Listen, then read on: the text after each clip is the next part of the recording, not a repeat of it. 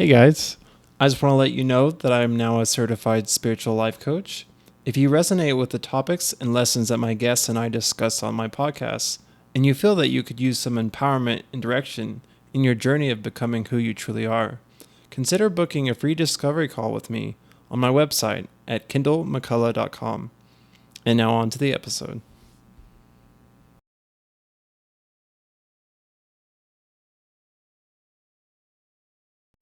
Hey guys, today I'm excited. I have my friend Neidy Lozada. We've been in a coaching program for about a year now, Elizabeth Sabet's coaching program. And for the last few months, we've been peer coaching. And so we've gotten really close, gotten to know each other.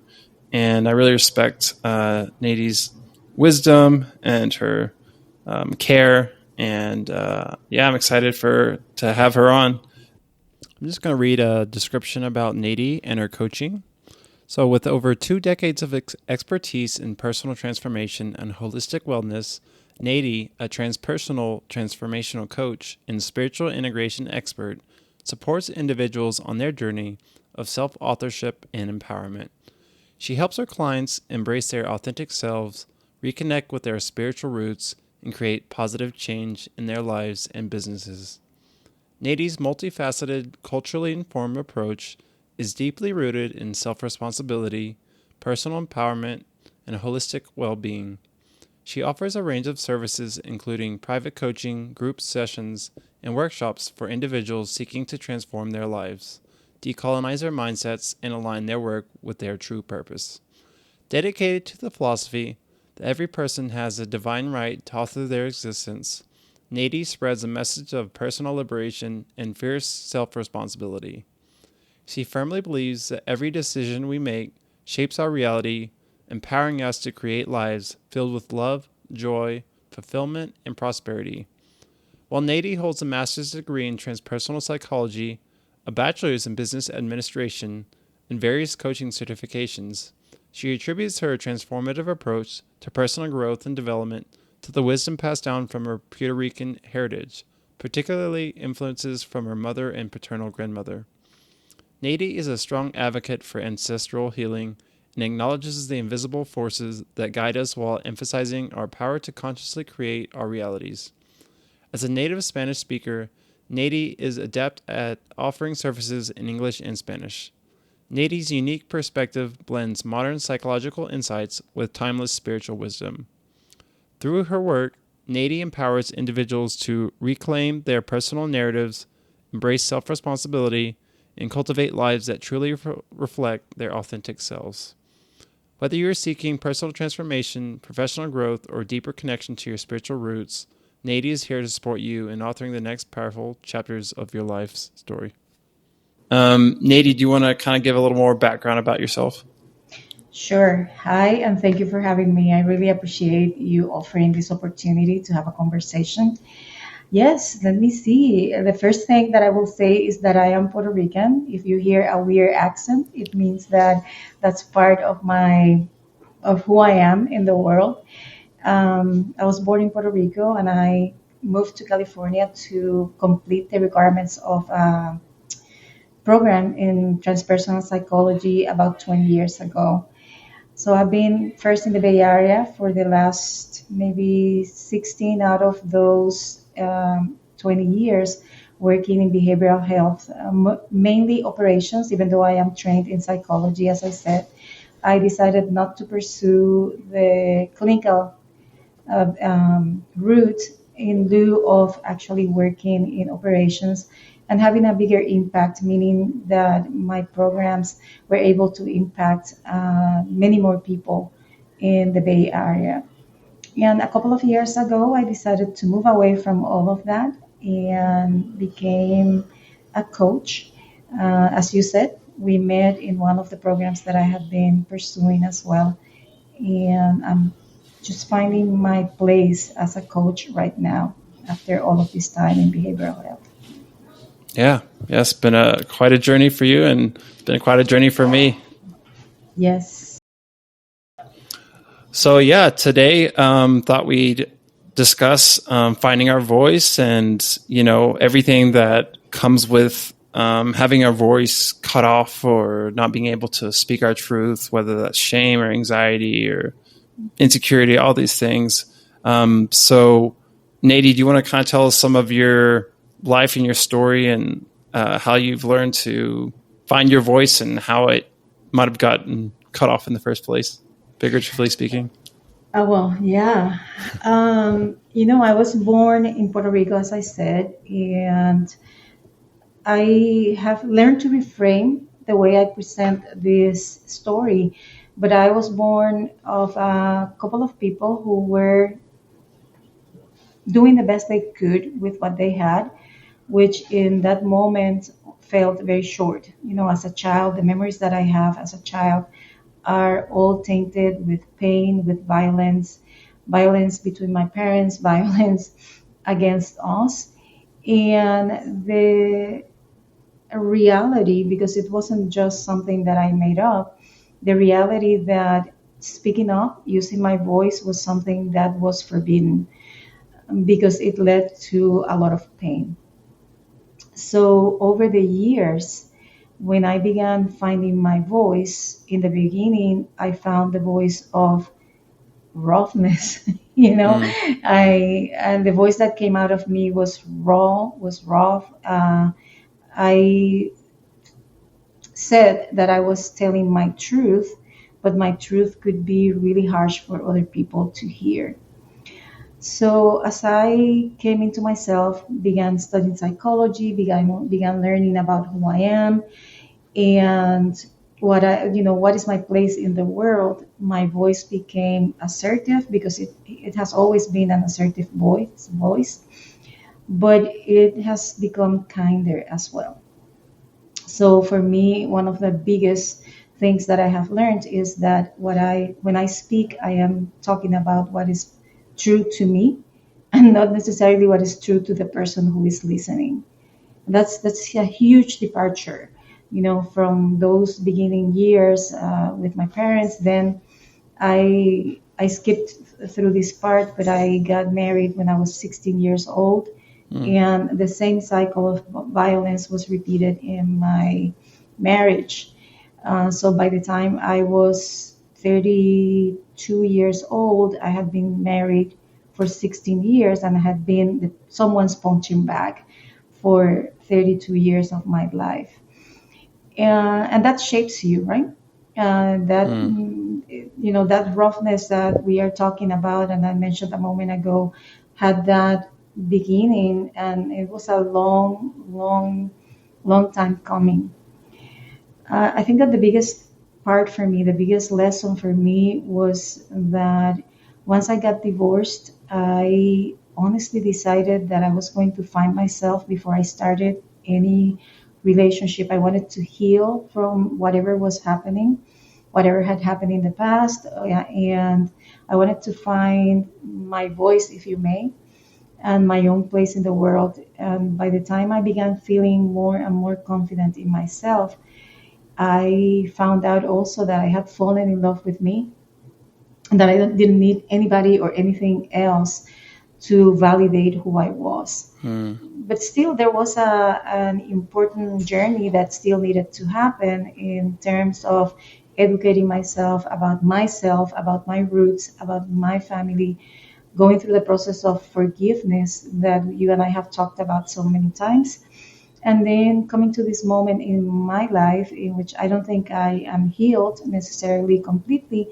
but there is a lot of healing that has happened and a lot of space that I have been able to embody, to step into, and things that I've been able to do for myself that are basic to my survival, if you may. Mm. Yeah. What a journey. Mhm. Going back, do you think that when you were young, not being able to have a voice and that wasn't allowed, is that a cultural thing or just your family thing or a little bit of both?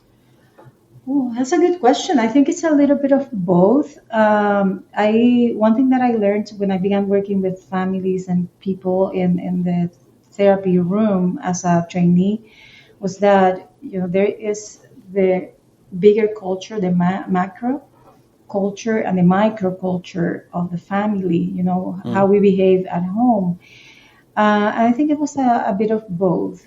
I was born in rural Puerto Rico, and oh my God, I'm going to say it out loud, in the 60s. Oh, boom. And it was a different reality back then.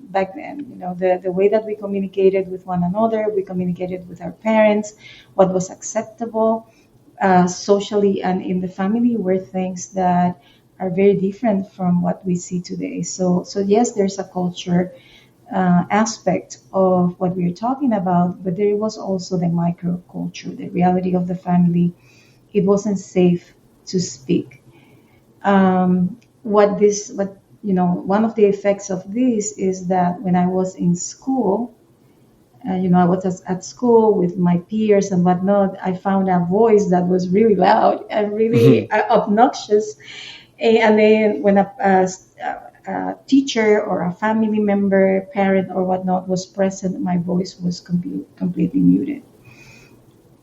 So with your peers, you could have a voice, but it was very aggressive. Whereas with authority figures, it was just gone. Not aggressive. I wouldn't say aggressive. I was kind of a wimp out there, but I had a louder voice. I could Mm. speak loudly, Hmm. and I was a good student, so I was appreciated for my knowledge as well. I could step into whatever role I needed to step, whatever persona was appropriate at the time, Mm. at any time in reality. Hmm. So you found worth in being a good student, and Oh, that opens so many doors. yeah. In terms of acceptance, right? In Hmm. terms of validating my place in the world, especially at that time where I was invisible at home, even though I was the oldest. But we were five kids who were born back to back, back to back. So that makes you invisible in many ways, and only visible when there is the potential of violence. Mm. So being a good student brought with it a lot of good recognition and good outcomes that I wasn't having at home. Mm. Right. So going back to the micro, what do you think it Mhm. was about your family that wasn't safe to have your voice? What was intimidating or challenging for your parents to allow you to have your voice? I would be speculating, honestly, because now as an adult, you and I have had this conversation. I have a completely different view. Hmm. But as a child, um, it was the reality of the times and how people were raised as well. You know, I believe in breaking the cycle of violence. And at the time, my parents were not the people who were going to break that cycle. So it was, in simple terms, it was the reality of the family. Hmm. And they were not privy to the things that you and I are privy, coaching and education and exposure. And we have exposure to so many different things, Mm. from webinars, you know certifications, or whatever it is that we use to move that needle, that to the place where we feel safe. Hmm. At least in our world, sometimes our world becomes very small, and Mm. in order to keep it safe, right? But for that time, I cannot even blame them anymore. Right. Yeah, I don't carry the blame. I tell you the story because this is part of the conversation, and we are going to go deeper into what finding our voice looks like, and when we lose it in the first place, if we ever had it. But the truth of the matter is that I have to make an effort to go back and feel any sort of anger or any Mm. sort of anything, because I came to understand that that was what they knew. Right. There wasn't anything different for them.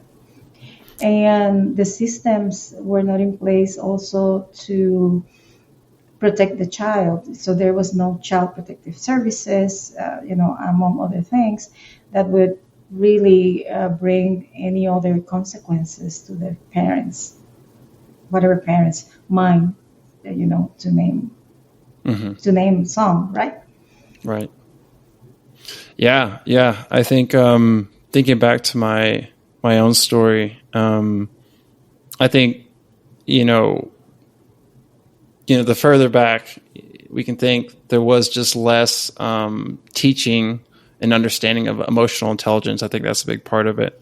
Hmm. Um, and yeah, the psychology itself is a fairly new field, in that really exploration of yourself, and um, I think understanding where the negative emotions and thoughts and projections and stuff like that. Um, and also, I think a big part of it too is an understanding of childhood development and where they should be at certain ages.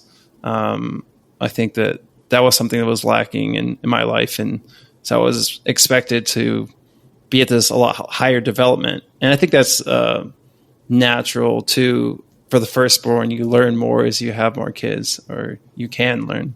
And so, just this high expectation. Um, yeah. So, what do you think are some of the things? And again, right now I'm really seems like I'm digging into the negative, but that's just so we can understand how the journey. What do you think that shutting off the voice? What are some of the negative effects of that? Well, in my experience, more than anything, for me, it it brought about an inability to feel comfortable in my own skin. Mm, Um, there is something to be said about the way we walk into our room, the way we take the space that is naturally all ours, our birthright. And shutting the voice goes further than just the spoken word, right? It is everything. It's our presence, it's our way of connecting with the world. It's even our ability of connecting with our own essence. So for me, that was part of it. I tell the story, and this might be funny for some people. I hope it's not something that other people find offensive. But as a child, because I was experiencing all of that trauma, I detached from my reality in a couple of ways. One of them was fantasizing because at that point in Puerto Rico, Mexican mariachis were big, really big. And so every TV channel had some mariachi band or mm. whatnot playing.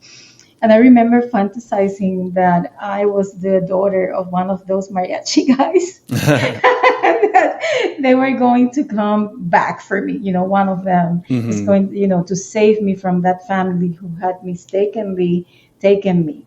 So imagine how hurt a child can be to fantasize at such an early age, that she doesn't belong to this family, that was a mistake that was made, and that there's a savior who is coming for her at some point. We can go into the psychology of this, but I think but I think it is really easy to see how broken um, I was in my reality, that I needed to dissociate completely from that reality and create a world in which there was the possibility of safety. Mm. Yeah, Uh, yeah, that makes sense. yeah. And I relate to that a lot. I don't know. I doubt that my childhood was. We don't. Comparison's not the point, but Yeah.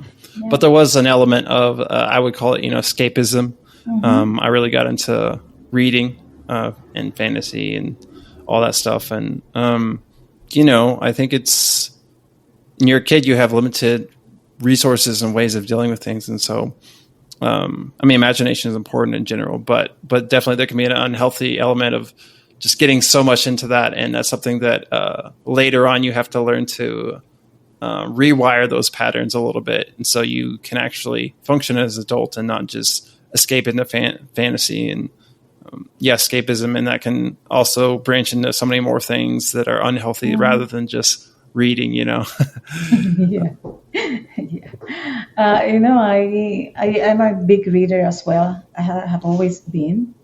And so that was one of the areas where I can tell you that I devoured anything and everything that I could find on my path.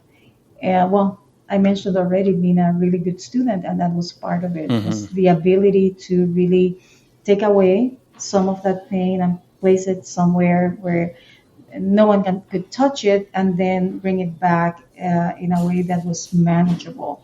And then that could be anything. Reading, for example, that fantasy world that I created for myself, and that fantasy world sometimes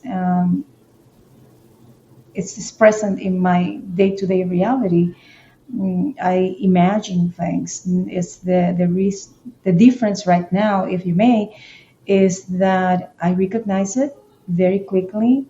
I recognize the potential of the vision versus the fantasy. Because one thing is to have a vision for the future and do the work to get there, and the other one is the fantasy and the magical thinking. And I still recognize when I am dissociating. Well, let me rephrase that. Now I recognize when I am dissociating. I go, okay, what's going on here that you feel the need to dissociate from this moment? What is so painful about this moment? Let's work it out. Let's see. Let's work through it instead of just going completely in the direction of the fantasy or the magical thinking, however you want to call it. Right. Yeah. I think you did a really good job of getting to the nuance of the differentiation between imagination as a tool to help you create a better future, and then just getting stuck in that escapism and disassociating from the present moment and not integrating that into your life in a helpful way.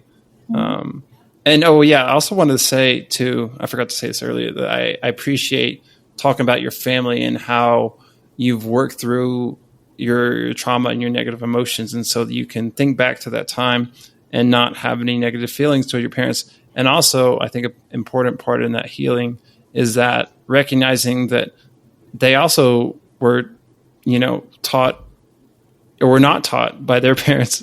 And so it's a generational thing, and it's just, so many things, if not everything that is harmful comes through ignorance to some extent. So in that we can have empathy and understanding for those who, have hurt us. That's true. And you and I have talked about this part. Let me just say first, my dad has been dead for 33 years. So, and I have done my work to heal that relationship by myself for the most part.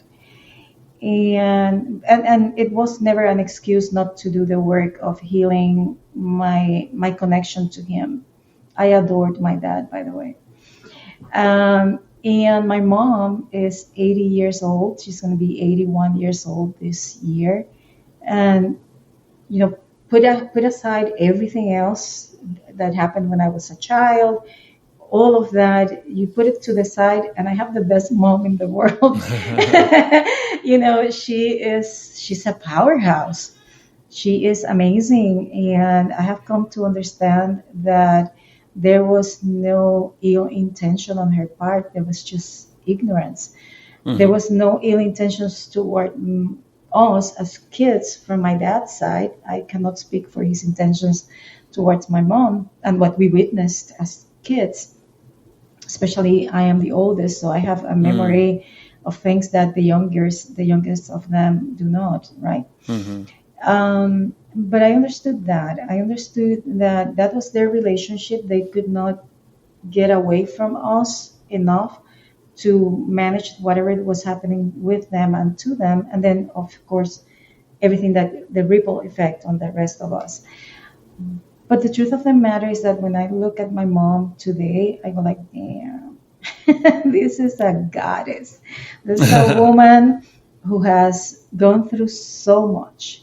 You Hmm. know, she put herself through school as well, maybe different than I did. I went the whole way, right? But she put herself through school. She learns every single day, she learns something new. She raised five kids on her own. One of her kids committed suicide in 99, and she kept on living. I don't know that I could in reality, but she has kept on going. So I began seeing the beauty in my family, and I think that has aided my me in my ability to find that voice that we were talking about. Because it's never about them. Hmm. It became 100% about me and my choices. And one of the choices that I made many years ago was that I started hugging my mom, and Hmm. she became stone in the beginning. In the beginning, it was, oh my god, if I wanted to kill her, that was the way to go. Because I began hugging her and telling her I love you, and she would go Kill like, her with oh, kindness. oh my god, yeah. She became like stone every time in the very beginning. And with the passing of time, she not only began returning the hug, but she began giving them, volunteering those hugs, to the point that you cannot stop her now. I broke her. I broke you her. you regret it now. Well, no, no, Just no, kidding. I don't. I don't. But I broke her, and in a good way, right? And she cannot stop telling you how much she loves you. She's just like that. And I don't think that was just me. I did Hmm. my part in healing myself. I took a step in that direction and in her direction, and it had a ripple effect again on how she began accepting herself. And then she took it upon herself to do her job and her work for herself that has nothing to do with me. So it is interesting how those things happen in our lives and how we can make a choice. And in my case, I will Hmm. speak for myself. I made a choice. I could continue to hate on my mom, or I could start loving myself and loving her and showing her my love. And boy, really, how what an amazing result for all of us. Yeah, if that is what she takes to her grave and I take to my grave, we did our job on Hmm. this lifetime together. Yeah, yeah, that's beautiful and a great job on doing the work. And I'm going to say a different way, but basically, I think it's what you're saying is that what I learned is that you know forgiveness isn't dependent on what anyone else does. Someone that quote unquote wronged me, whatever, Hmm. they don't have to change at all. It's all on me. And um, forgiveness heals myself, and it affects how I treat them, which can have the potential to help heal them.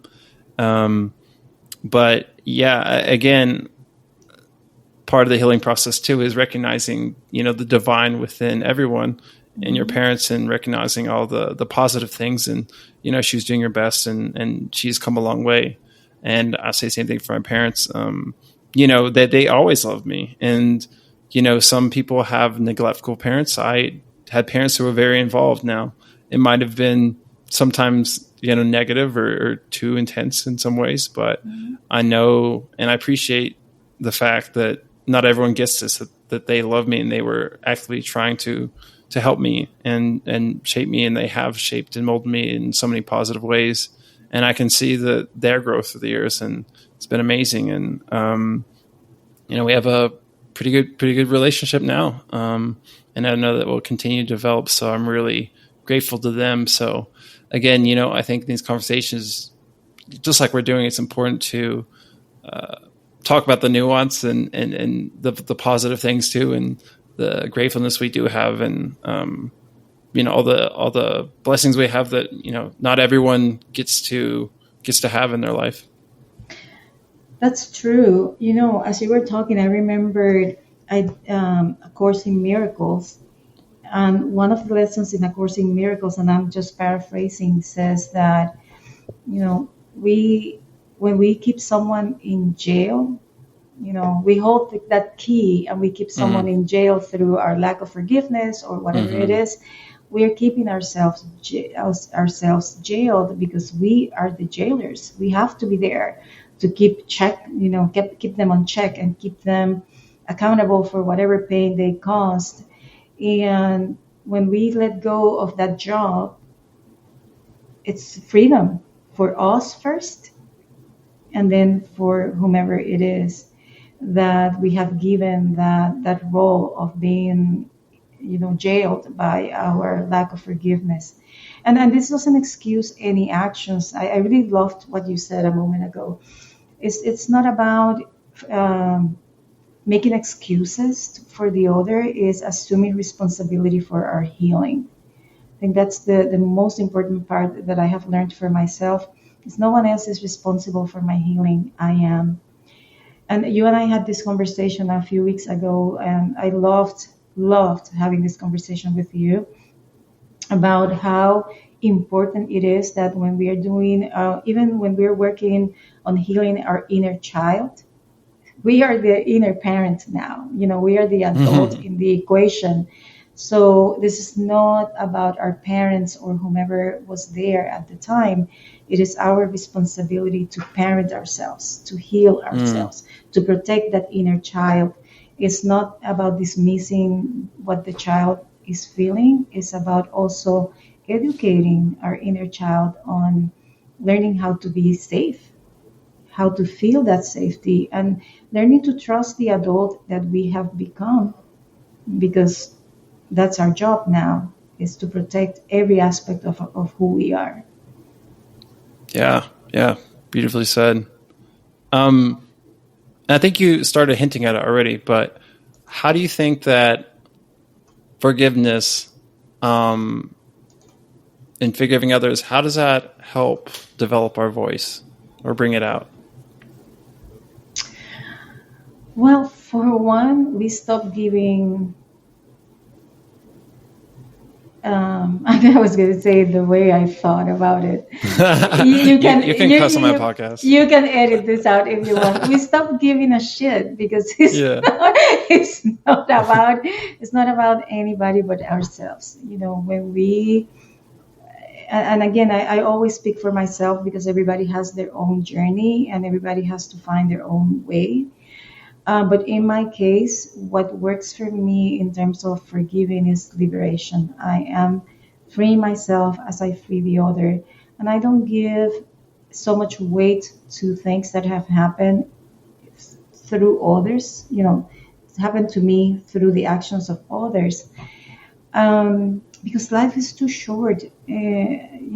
Going back to the year that I was born, I am 61 years old already. If I haven't forgiven the people that I love, the people who are crucial to my existence, even my former husband, when is it that I'm going to do this? When is it that I'm going to take responsibility for my joy, for my happiness, for my safety, and as we have been saying, for my own voice? So the easy thing for me, and even though it's terribly hard, Hmm. is to assume responsibility. And I call it fierce responsibility, self responsibility. Is where is it that the other ends and where I start, and wherever I start, that's Mm. mine and no one else's. So the sooner I start, and the more I go into the realm of getting to that moment when I say, okay, what is mine here? Because nothing happens without me. At this age, at this time in my life, after you stop being a child, you're responsible for yourself. Come on. So that's my biggest question for myself is, okay, maybe their intention was to hurt me. So what? What is it that I'm going to do with that information? And what is it that I allowed? A child cannot, they don't have that power. We didn't have that power when we were children. But now, as adults, we make a choice every single time. The choice can be to continue hurting. The choice can be to forgive. The choice can be even to forget if we want to. So I don't know if that answered your question, but it's my take on the Hmm. subject. Yeah, yeah. I want to add some nuance, or what I think is nuance, or maybe Mm-hmm. some perspective I have, and you tell Mm-hmm. me how this resonates with you. I think I totally agree with you. I think for me, part of my healing journey was first of all, I had a lot of shame, and part of that was my parents, part of that was a lot of bullies around me, and lack of self worth, and um, you know, I would say not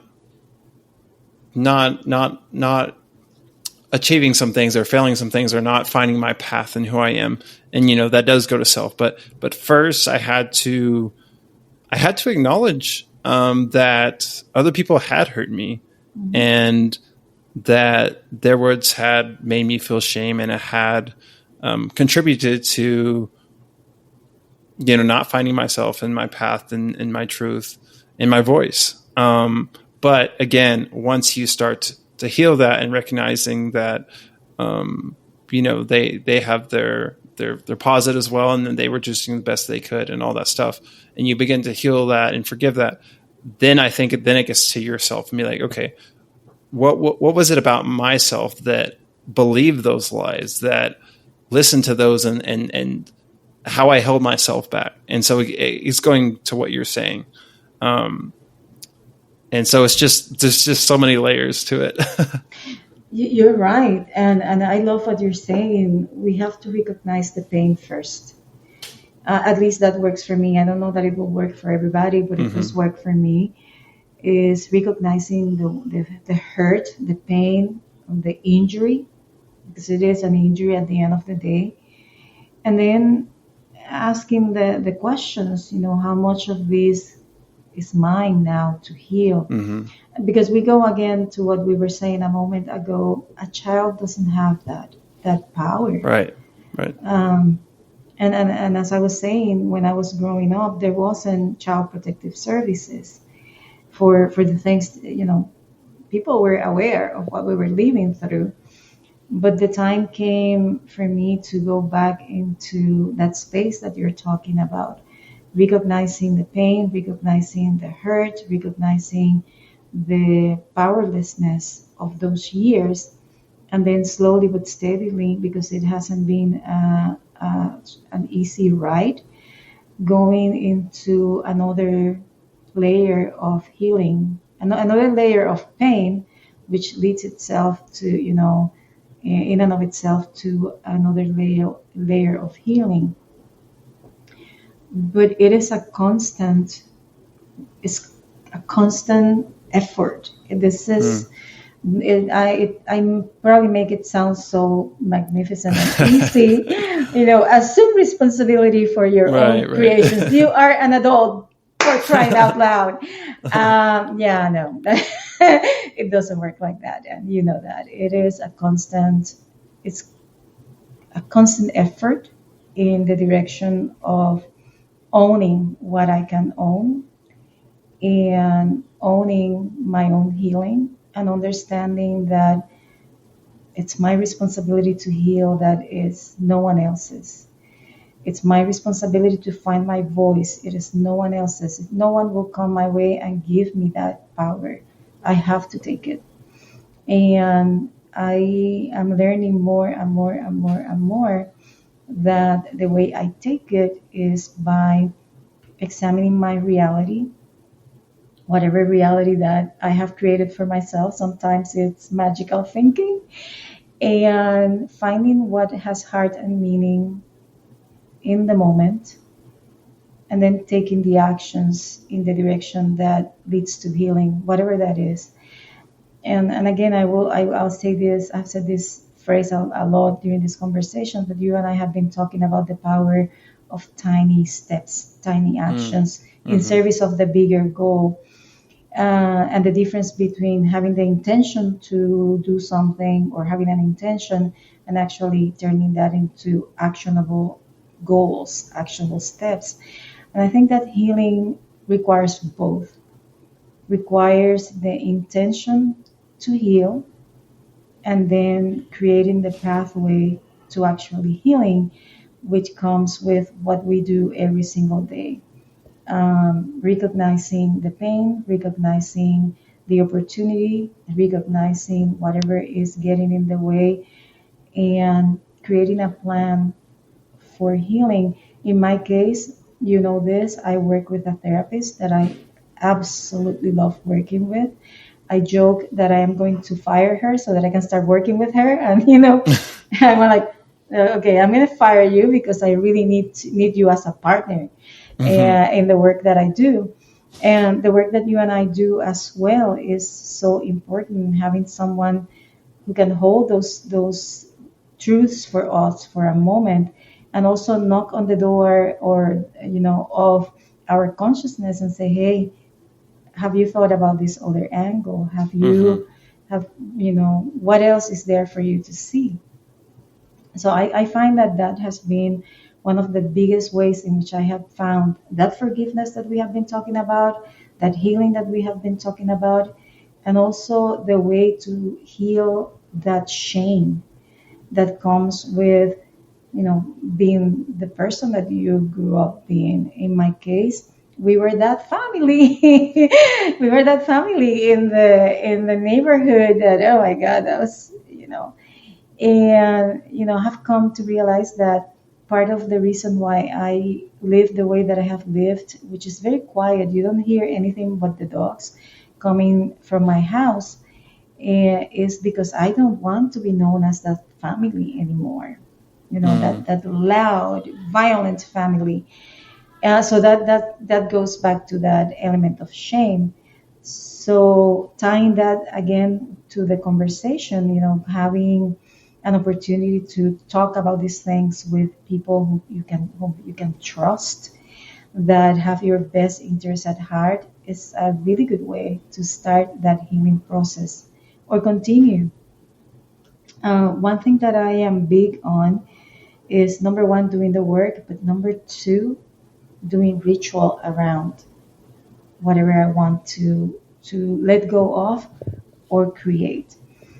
Um, and it helps that voice come out. It is for me. It works in that way.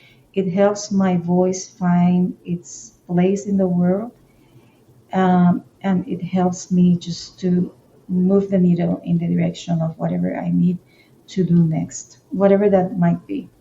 Hmm. Oh, that's so great.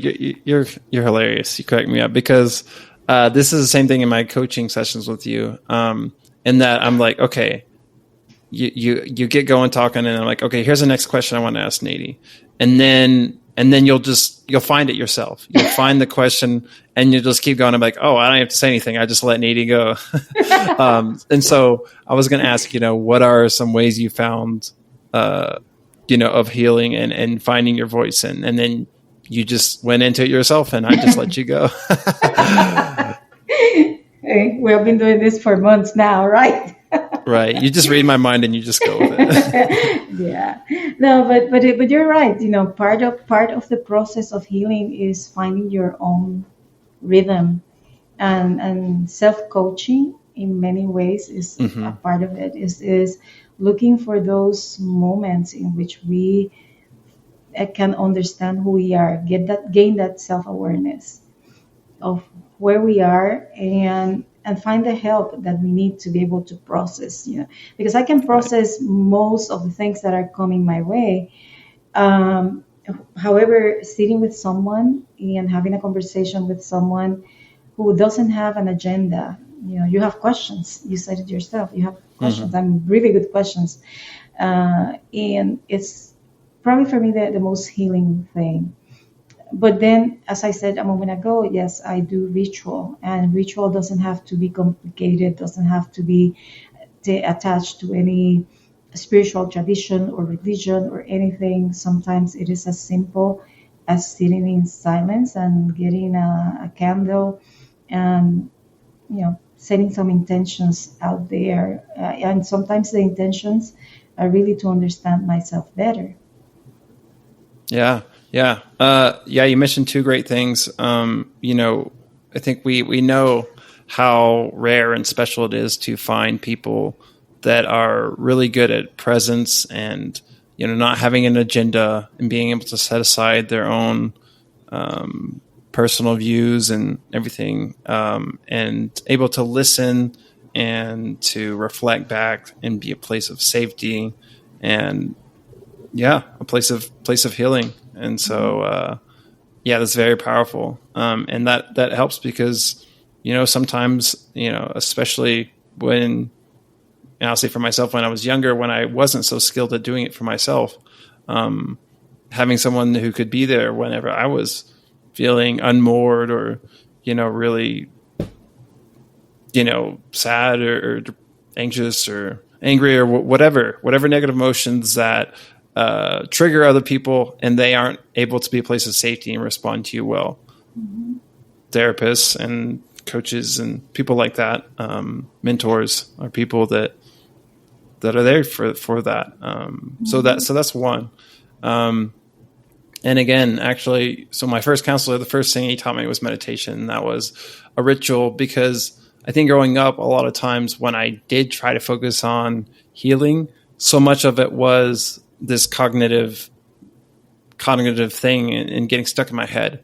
And if something, even if it's true, is just in your head and doesn't get integrated into your body and then into action, it doesn't help. It might even make things worse. And so meditation is a ritual to help me get into my body and to really somatically feel into that and feel what was going on and deal with that and not just get stuck in my head.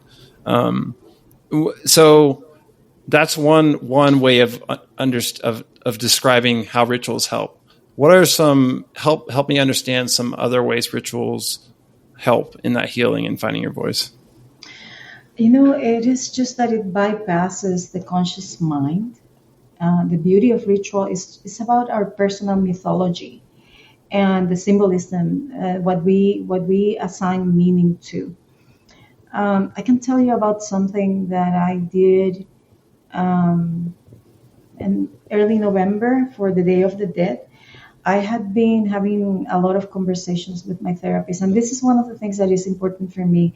I don't believe in jumping into ritual before doing necessarily the work of understanding where we're coming from.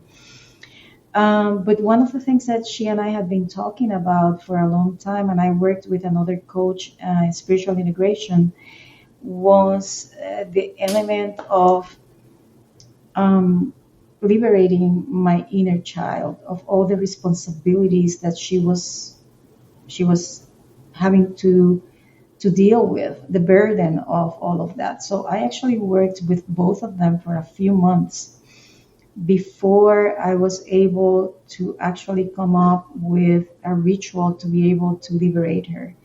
And one of the things that I can tell you was that for the Day of the Dead is something that it is more, observed in Latin America, but Mexico does a really good job at honoring the dead. Mm-hmm. In Puerto Rico, it's not as prevalent. We do observe it, but not in the same way. But I've been in California long enough and close to the Mexican community. Global, many of them have adopted me for real. I am part of the family. I've been here for so long that some of those traditions are more important for me now than they were before. So going back to my ritual, what I did was that I created my circle. I created a circle with what was important for me to have there. I had symbols for air, earth, fire, water. I called in the directions as we do. And I had written a letter to my younger self. And I called it my younger self. And in that letter, which I read out loud finally on during that ritual, what I was telling her is that I was grateful for all her gifts, how she had kept me sane, how she had protected Mm-hmm. me over the course of time, how important it was for me that she had thrown her tantrums at some points and that, having this attachment style, fearful avoidance. You might imagine, okay, you might imagine, I don't want to go too much into that detail, but talking to her about the importance of that attachment and the work that she had done keeping me safe through that type of attachment. I also gave her permission to rest and asked that she trusted me moving forward with making great choices for ourselves. That way of being in the world and that attachment style was important, and it will always inform who I am. I understand that. But being the adult in the room, being the one who takes care of anything and everything that comes our way is a way of honoring myself as an adult, and is a way of honoring the work of my inner child during all of these years, and also keeping her safe from here on out. And I think you and I talked about this a couple of weeks ago. I have felt the difference in the way I en- look at different things in my life, at the way I encounter the things that are important for me. And more and more and more, I quickly recognize whatever is there to be recognized and for me to work through and work with. And then I can move into the adult part of me saying, okay, so what is the action that I must take right now to be able to feel grounded in this moment that calls for everything but groundedness? How Mm, is it that I must do, and where is it that I must turn? And for me, that's a way of using my voice, because it's the voice of the adult in me saying, okay, this is fun. We can go in the direction of the dysfunction, or we can go in the direction of creating something today that could potentially have a better outcome for my future moving forward. And that goes to relationships, that goes to the job, that goes to working with my clients. The reactivity that might have been there in the past, even though it usually did not come across, that was for me to handle and to deal with, has subsided. And now it's giving space to a more centered, more grounded voice that allows me to go like, okay, this is where we are today. Okay, this really sucks. Okay, what is it that we're going to do about it? Are mhm. we going to stay here, or are we going to take an action in the direction of what we said we wanted to accomplish? Mm. Yeah, yeah, that's great. You're really highlighting, parts work, and I think we already said this, Mm-hmm. but basically, we have our child self, and Mm-hmm. that has certain patterns of behavior and thinking and feeling, and that that served us, that protected us as a kid. But as we grow older, obviously, um, we're not a child anymore, so we need to continue to heal and grow and evolve. And so, if we don't recognize that um, child self and those patterns, that's the unconscious, and that Mm-hmm. will shape our lives. And so, the work is to make the unconscious conscious, as Mm-hmm. Carl Jung says. And yeah, what are the things? What are our patterns? And so you said avoidant minus anxious attachment. And again, that escapism, when life feels overwhelming, there's too much, I just shut down and want to escape. And so I think that my journey here, but our coaching and the coaching program this last year has helped me get to the next step in being able to recognize when I get in those patterns quicker and quicker, and again, not banish that child and be like, "You're bad. I don't want you," but saying, having a relationship with it, saying, "You're important, and I appreciate you, and I want to nurture you, and you're a part of me, and you still have things to teach me and to say, and ways to protect me, but the adult is the driver, and with the ritual, then God, spirit is over that, and so we Mm-hmm. have these different layers, and so connecting with our adult and with spirit to how do we take action? How do we deal with this? And I'm finding myself that I'm able to address the problems that come up and find solutions faster and faster. And again, with the nice to have peer coaching and therapy when needed and ritual and everything else. I have the tools that I've developed to support this journey. Yeah. Oh my God. Yes. Let me start there. Yes. One thing that I can tell you is that I heard this a while ago, many, many years ago. Every child needs someone in their lives who is crazy about them. Every child. And I remember that my first grandson was about to be born. He's 13 now. Oh my God. And the moment I saw him, and I saw him coming into this world, literally coming into this world, I remembered that. And I made it a point over the years to be the person who would always smile when he came into a room. I greeted him with a smile, and his siblings as well. When he has two other siblings, I have two other grandkids. They are 3, almost 4, and almost 2 years old. So someone needs to be crazy about the kids, right? About it. And one thing that I have learned in this process is that someone needs to be crazy and in love with that child that we are, that we have inside. And I have taken upon myself to be the one who's crazy about my child. That I am the one who smiles at her when she's showing me her face. I'm like, I'm still smiling at you. Just please behave. But I think that it's important that we do that we take a moment to recognize all of our parts, and that we take a moment to give each and every one their space and their voice and their ability to communicate in ways that are not damaging to our mission on this planet, whatever the mission might be. And I think that's, for me, that is working in this moment. I am recognizing those parts. We're talking about the inner child or the younger self right now, but there are many parts of us that are asking and demanding attention.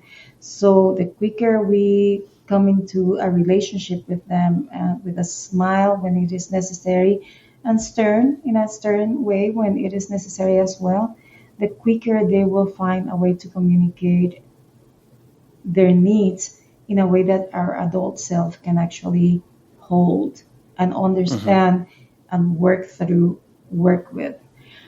I think that's the most important part. And again, I always say for me, because I know that many people will think differently. I respect that, to each its own, right? But for me, that is what makes sense. And one thing that I will say, you are my peer coachee, and you see that I don't have much patience for nonsense. Even as a coach, I go like, what is it that we are trying to say here? When you hire me as your coach, you are hiring someone who will invite those tough conversations, because the sooner you get out of your own way, the sooner you're going to be able to feel successful. And that voice that you have been talking about, that is so important for you to have, will come out to play in a way that is more in agreement with the goals that you say that you have. Yeah, I think you're really getting to the nuance of having that. I started Rosie's book. It's called Fierce Compassion, and I like those are some good words. And so it's like you have to have the courage to have compassion for yourself. You have to be able to face yourself and face your different parts and have compassion for themselves. But within that compassion, then that allows you to be able to confront the unhealthy things and to be like, hey, how do we shapen up? How do we, and with that compassion, we know, hey, we love ourselves, and or if it's someone else like you in my coaching session, I know you love me. I know that you care, and so I can be like, I know that about you, so I know that when you confront me, it's in love, and it's something that I'm able to not react defensively and push away, but be like, hey, what is she saying? What is she pointing at that I may be blind to? Where might there be truth to this? And so that compassion allows us to take that step of accountability and then action and growth. Yeah, compassion is not weakness, and it's not colluding. It's not about colluding. It's about seeing the essence of ourselves in this case and the person we have in front of us. When you're talking about fierce compassion to the self, is just we take no prisoners in that process. And taking no prisoners means, we're going to look at whatever is in front of us with fierce self determination, fierce self responsibility, and we're going to love. We're going to find love for ourselves and compassion and empathy for ourselves in a way that no one else can. I can sit with you and I can be your champion towards every aspect of our journey together. But until you decide that you're going to be your own champion, you're not going anywhere. Right. And, we can be, that's one of the reasons why I don't do therapy. I'm not a therapist. I went like, no. I cannot sit with anybody repeating themselves over and over and over again without taking action.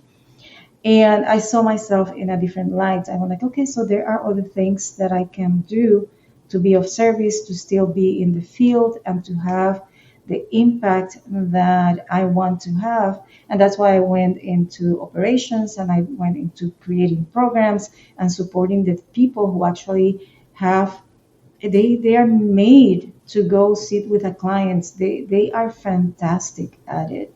So how can I make their lives easier so they feel supported, they feel that they're working for a company that actually cares about them, so that they can blossom as a therapist and help their clients blossom.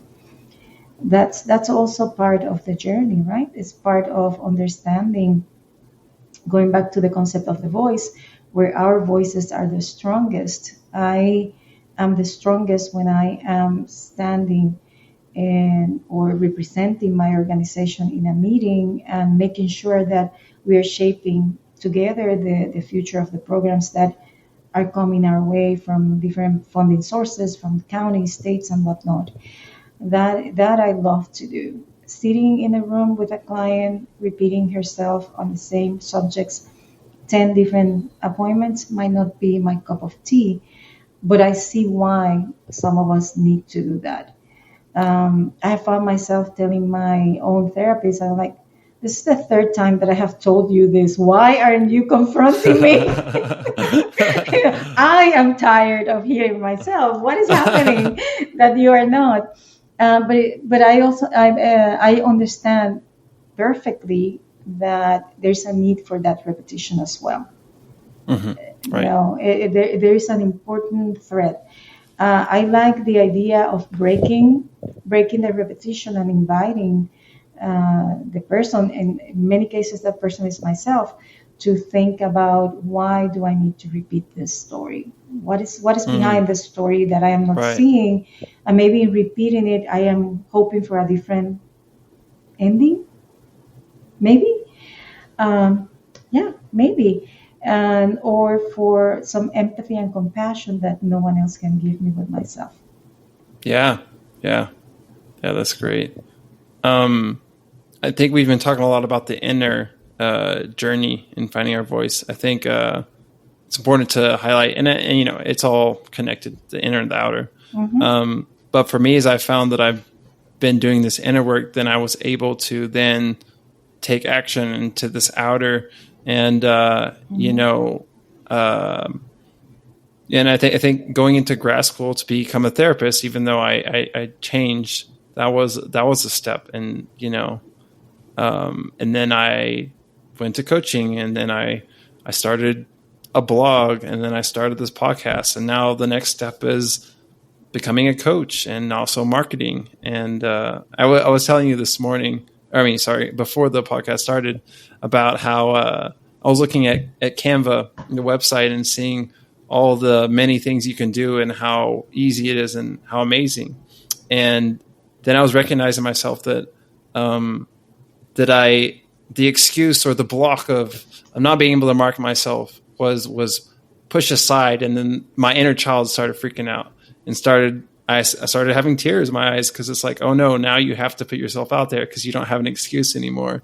It's just so funny to see that this healing and growing is a spiral, and so we're like, okay, we've done it, we've dealt with this wound, speaking our truth. I have my own podcast, but then there's always a deeper layer, and so but it's also good because then we know that we're still on the journey and we're growing, and there's more to become and grow into, and it's a beautiful and fun ride.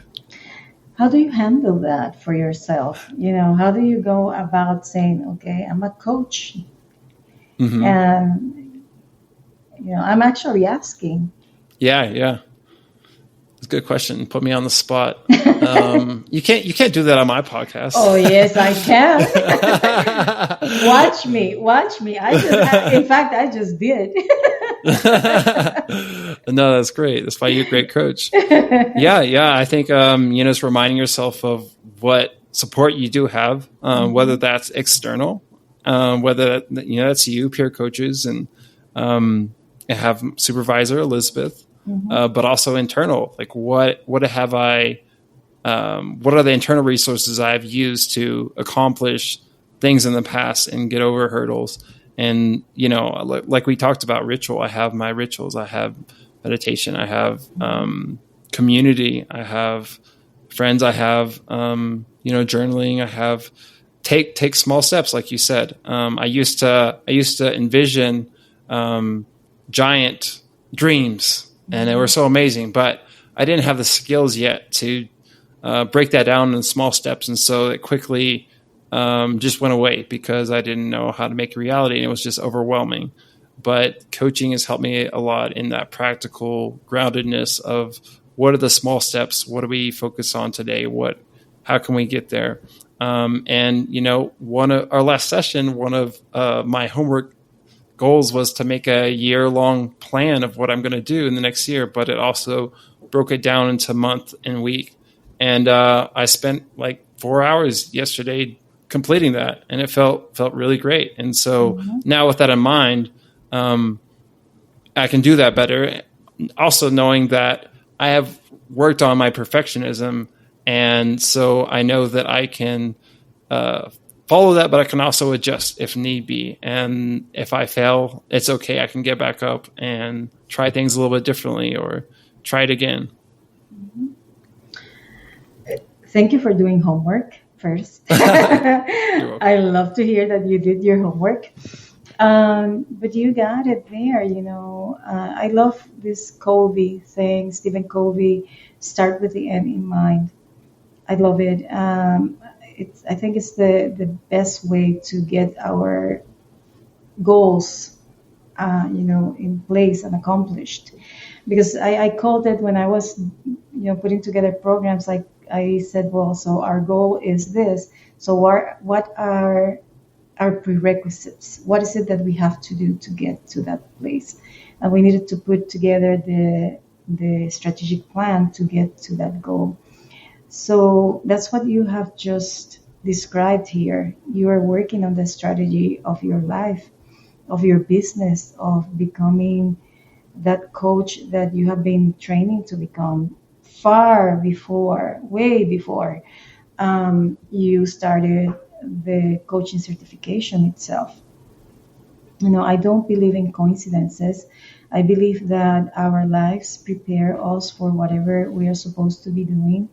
And we can fight it, or we can learn from every moment and ask the question, does this moment have meaning aside from the one that I am assigning, right? Because we do have the power to assign whatever meaning we choose.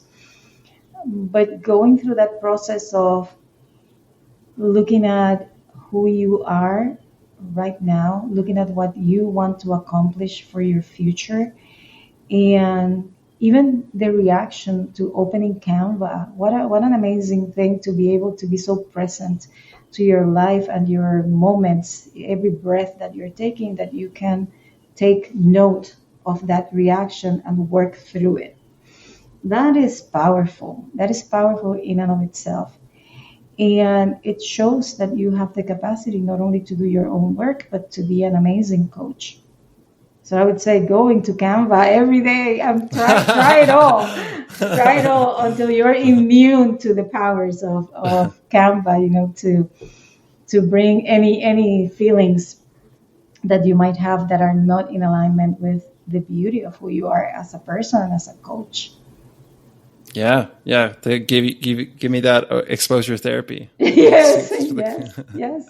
Thank you for the kind words and encouragement. I appreciate that. And and I mean yeah, them. I look forward to both of our growths and our journeys and our continued collaboration. We're coming to the end of this episode. Is there any last words of wisdom you want to share? Just an invitation to take a moment. I call it stop, breathe, recalibrate, and act. It works for me when I feel overwhelmed. I do find my way through overwhelm by stopping for a moment, taking a deep breath. Whatever a deep breath might mean for me, it can be literally taking a deep breath or three, or in some cases is I have three dogs, as you know, so it takes sometimes taking the dogs one by one for walks and making sure that I have that moment, that connection with the soil, the earth beneath my feet, every step, every breath I take, every breath the dogs take as we walk. That is a really good way for me to center, but everybody can find their own. And that for me serves as a kind of as a moment of pause to be able to recalibrate, see what's there for me, see if, you know, what my instinctual self is telling me. Am I moving in the direction that I want to move, or am I taking a pause that is bigger than what is in my awareness right now? I am not a fan of standstills, but I know that they have a reason, and that's a good moment to think about recalibrating. And then take action. Take the action that is appropriate to the moment. And as far as I know, nothing in this life is written in stone. So we can always take another breath, we can always recalibrate again, and we can always take other actions. Yeah, it's a great model. I appreciate that. Something I try to practice myself. Yeah. Thanks again, Neidy, for coming on the podcast. It's been really great. It's been deep, and I appreciate your presence and your wisdom. I feel so wise. Thank you. No, thank you. Thank you for having me. Thank you also for your words of wisdom and kindness. I really appreciated having this conversation with you, and I'll see you in tomorrow. But I'm really appreciative for this moment and for this conversation. Thanks.